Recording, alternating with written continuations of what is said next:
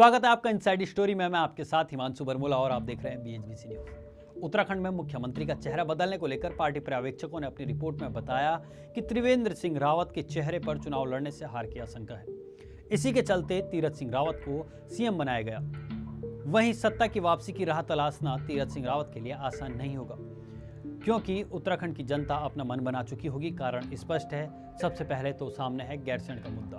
गैरसैंण उत्तराखंड की राजनीति में चर्चा का विषय बना रहता है, क्योंकि गैरसैंण से पहाड़ के लोगों की जनभावनाएं जुड़ी हुई हैं। पूर्व मुख्यमंत्री ने गैरसैंण को नई कमिश्नरी बनाने का फैसला ले तो लिया, लेकिन पार्टी के नेताओं में इसे लेकर नाराजगी है। साथ ही कुमाऊं मंडल के लोगों में भी काफी नाराजगी है।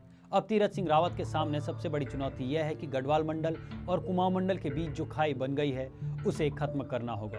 दूसरी चुनौती है देवस्थानम बोर्ड। उत्तराखंड का जो पुरोहित समाज है, वह इस बोर्ड को बड़े स्तर पर खारिज करता आया और अपना विरोध जताता आया है।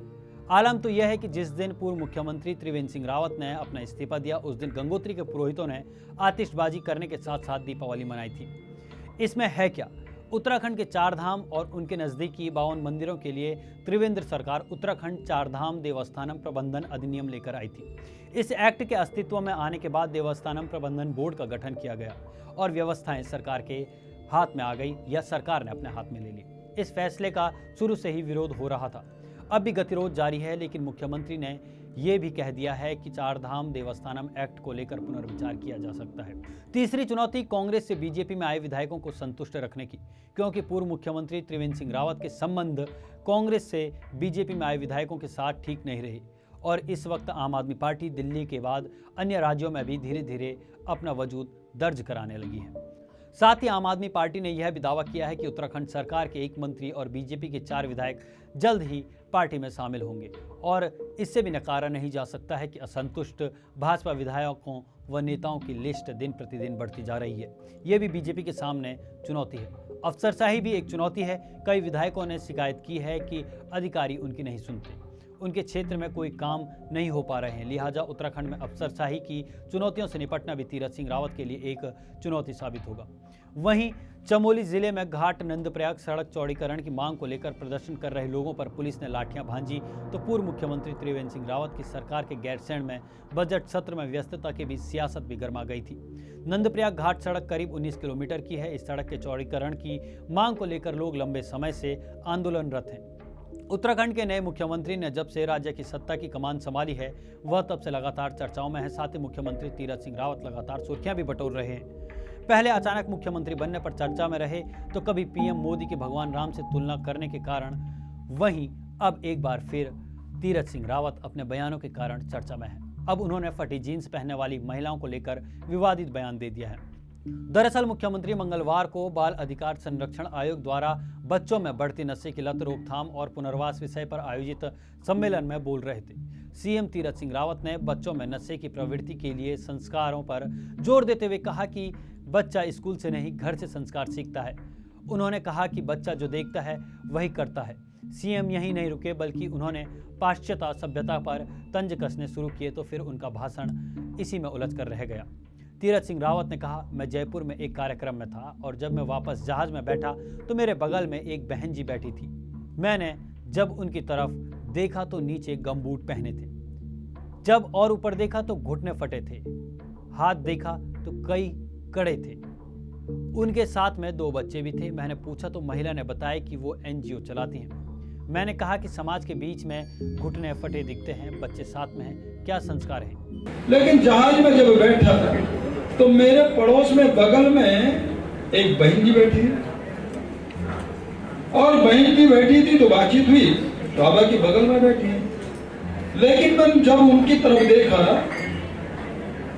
तो नीचे गमबूट थे, जब और ऊपर देखा तो घुटने फटे थे, हाथ देखे तो कई कड़े थे। लेकिन जब ये घुटने देखे, बच्चे 2 साथ में उनके थे। मैंने कहा, बहन जी कहाँ जाना? दिल्ली जाना है। हस्बैंड कहाँ है? GNU में प्रोफेसर है। तुम क्या करती हो? मैं ये NGO चलाती हूँ। NGO चलाती है, घुटने फटे दिखते हैं, समाज के बीच में जाती हो, बच्चे साथ में हैं, क्या संस्कार?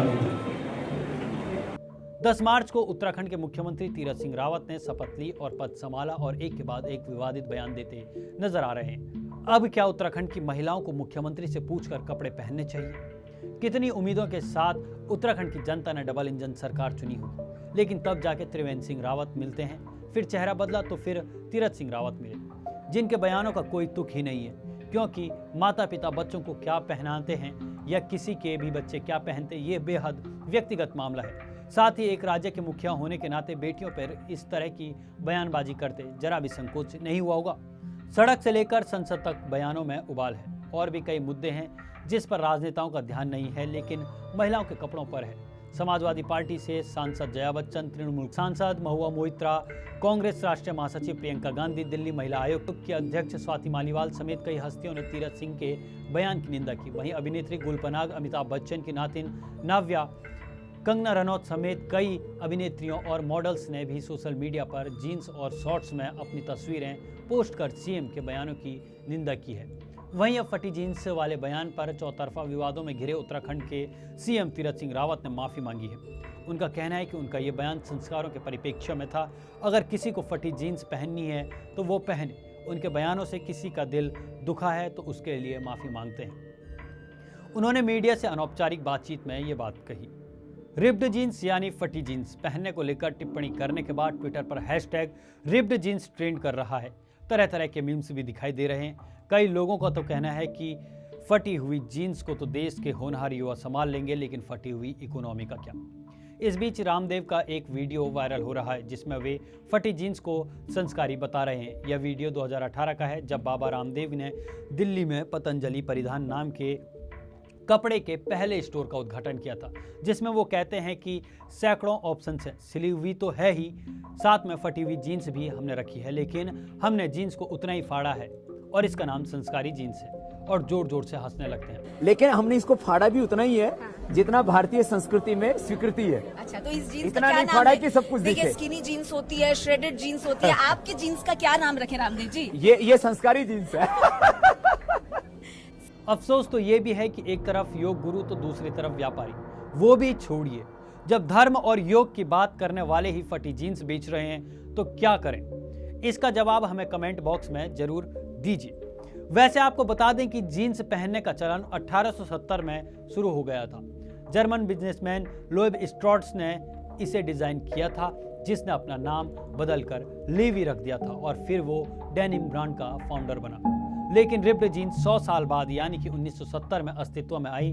इससे पहले अगर कोई कटी फटी जीन्स पहनता था तो उसका या तो मजाक उड़ाया जाता था या फिर उसे गरीब समझा जाता था। लेकिन 1970 के बाद रिप्ड जीन्स पहनना फैशन बन गया। लोग अब खुद को फैशनेबल दिखाने के लिए अपनी जीन्स खुद ही घुटने के पास फाड़ कर पहनने लगे हैं। बाद में कंपनियों ने भी रिप्ड जीन्स बनाना शुरू कर दिया। रिप्ड जीन्स को डिस्ट्रेस्ड जीन्स भी कहा जाता है। 21वीं सदी का ये सबसे पॉपुलर फैशन और ट्रेंड बन चुका है। अभी के लिए बस इतना ही। देखते रहिए BHBC न्यूज। नमस्कार।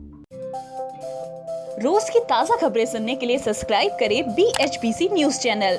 साथ ही रोज के नोटिफिकेशन जानने के लिए दबाएं बेल आइकन। साथ ही हमें अपनी राय देने के लिए हमारी वीडियो पर कमेंट करके बताएं और वीडियोस को लाइक और शेयर करना बिल्कुल ना भूलें।